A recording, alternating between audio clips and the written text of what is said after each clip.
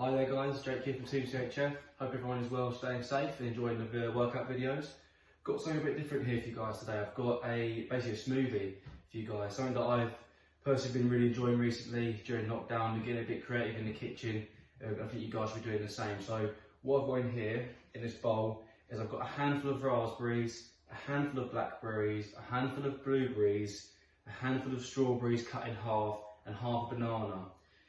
Also what you'll need is some Greek yogurt, 3 spoonfuls of Greek yogurt, a little bit of honey, a little bit of ice into some water, and of course your blender, okay?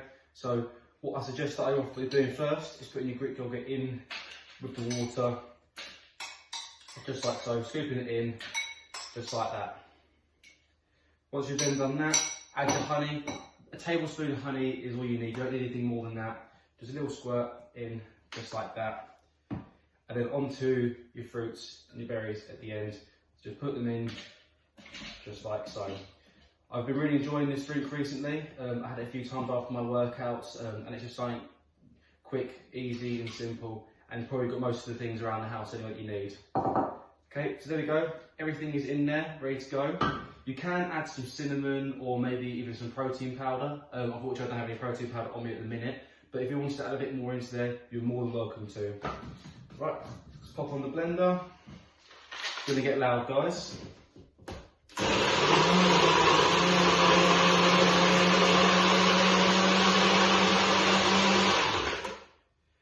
Give it a second, let everything settle back down to the bottom and go again.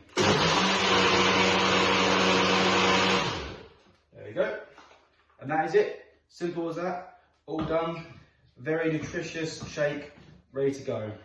I hope you guys enjoy this video. If you want any more kitchen hack workouts or videos like that, please let me know. I'll come around and show you guys right now.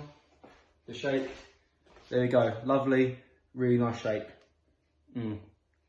Cheers guys.